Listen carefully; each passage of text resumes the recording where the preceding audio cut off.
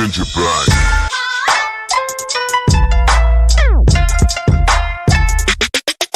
Yo.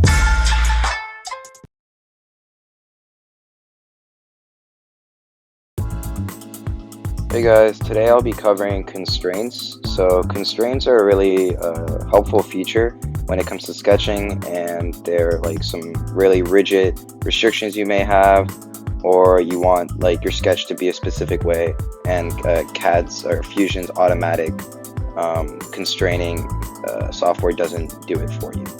So we'll start by making just two random lines. Okay, and now the first constraint that we'll be going over is the horizontal vertical constraint. So what this does is, as you may guess, it can make any line horizontal or vertical, and it'll do it closest to whatever like you had it set to. So if it's closer to the horizontal, it'll make this. Let's see, horizontal. Alright, so now we have a vertical constraint on this line and a horizontal constraint on this line. Alright, the next one we'll be going over is coincident. So what this does is it attaches any line to another line. So let's see, let's take this point over here, and I want it to stay on this line over here. So now we can see that no matter what we do, it'll always stay in the direction of this line. And it can like deviate off, but it'll always stay on this line. The next one we'll be going over is, let's see, actually we'll just start with tangent. So tangent is a very helpful tool. You may know it from math. So suppose we have a 50 millimeter circle over here. Let's just create one of these. And now we want to take a line, or let's just take this line, and we want it to be tangent to this circle.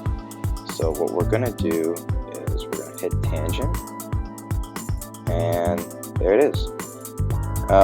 So what we just did is made this line tangent to this circle. So now our equal constraint will just make anything equal to each other. So now these lines have the equal dimensions, and it also works for any sketch that you have. So it'll make the dimensions equal.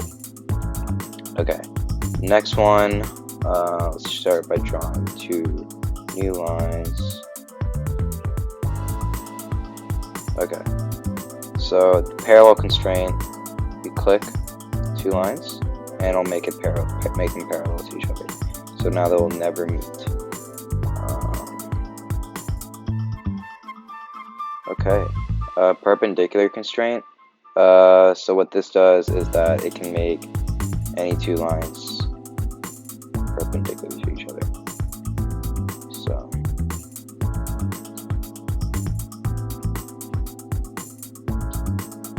now we can see that these are perpendicular to each other. And as you may know, if this is not something you're going for, you can combine two constraints. So earlier we went over the coincident constraint, and now we can make it so it's always touching. Sorry. That doesn't seem to be working right now, but you can do that if you want the line to be touching this line. The next constraint we'll go over is the midpoint constraint, and this is by far the most helpful one because sometimes you're always trying to get symmetry in CAD, so it'll always line things up for you. So what this did is it just put this line in the center of this line over here, so it'll like find the halfway point. Okay, the next feature we'll be going over is